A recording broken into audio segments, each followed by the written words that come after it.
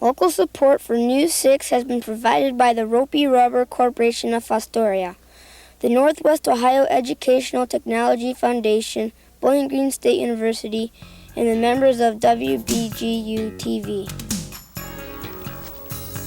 Hi! We're the 6th graders of Immaculate Conception, home of the Saints.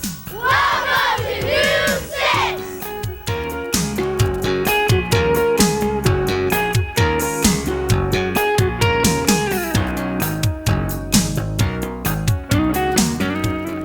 Hi, I'm Matt Millsworth from Immaculate Conception, Bellvue. Welcome to News 6. We have Denise Sable in the studio with our first story.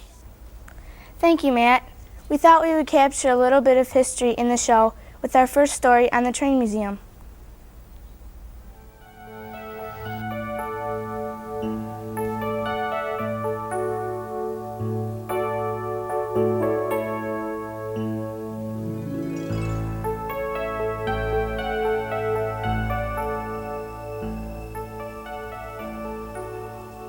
How did the train museum get started? Through a group of people from the city of Bellevue who wanted to build something during the bicentennial for the city of Bellevue, which is a railroad museum.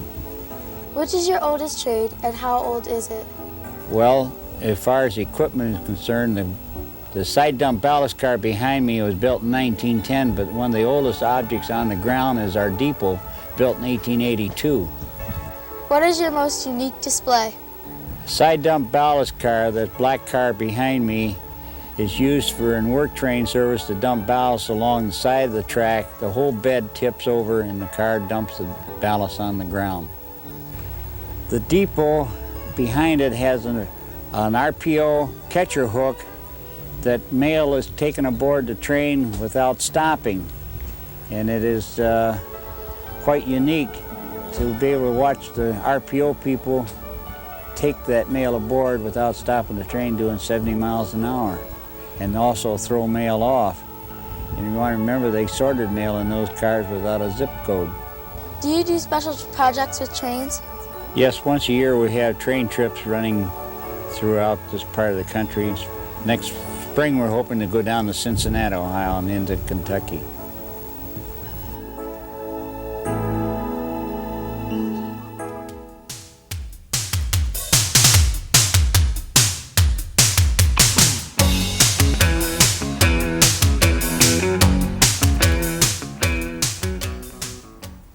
This News 6 is produced by the 6th grade class of Immaculate Conception, Bellevue.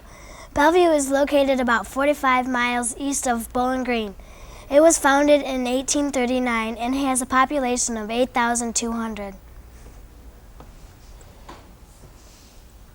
We take you now to McLean's, Ohio's oldest fourth-generation restaurant. One can only wonder if there will be a fifth generation keeping the Irish in the family, as the McLean sons are growing quickly. Who are the first owners of McLean's and how many generations have owned it? Okay, the first owner was my great-grandfather, Julius Bauer. The second owner was my grandfather, who married Julius's daughter. The third owners were my father and my uncle, Bill McLean and Gerard McLean, and the existing owners are my brother and I, Casey McLean, and myself, Mark. So that makes 4 generations that are here.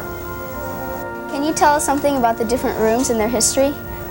Okay, the different rooms. The room that we're in right now was originally, that's all they had. This is where we did our cooking. Behind us, the back bar was originally there. That's never been moved. It's always been in the same spot for the last 10 years. 10 years ago, we added on a room next door. We remodeled a little bit. We wanted to enlarge. We put our seating over there, another kitchen in the back. We've added 2 banquet rooms, well, really 3 banquet rooms, in which we do a lot of wedding rehearsal dinners, business meetings, company parties, and things of this nature. Why are your bar furnishings considered special? Okay, the bar furnishings are special to us mainly because they're all original. Our great-grandfather put them in here. They brought the bar from southeastern Ohio by horse and buggy. They put it in this building, and it's never been moved. It's never been changed in the 9 years that we've been here. The ceiling fans are all original. They were at one time drawn by a water wheel. Of course, now we have electricity. But the ceiling is original. The tables back that people still use, still sit on, the chairs, are all original. We haven't changed anything, and we want to keep this intact as it was.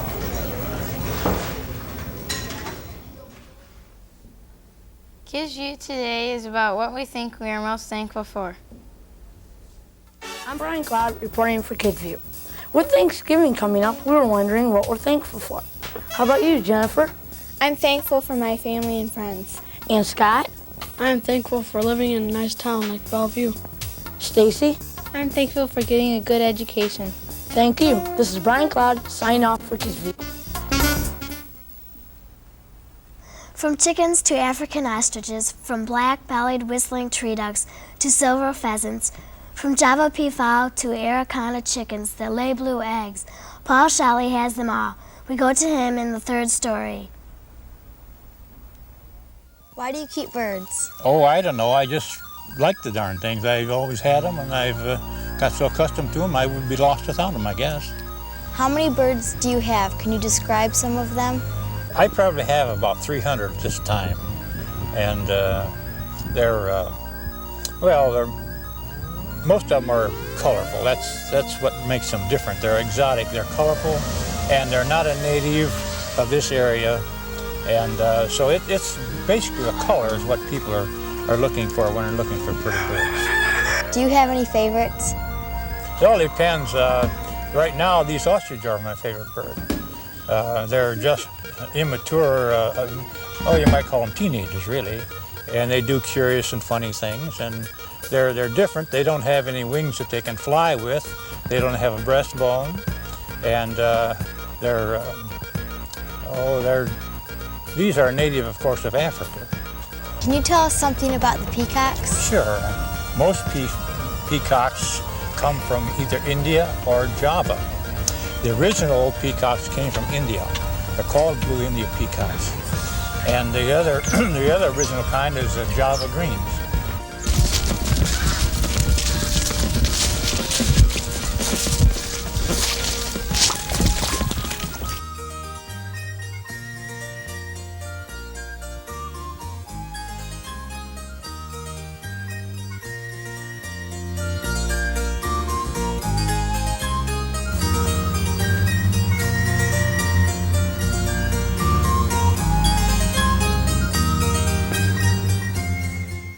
That brings this week's News 6 to a close. Bye, and see you next week at Antwerp Elementary.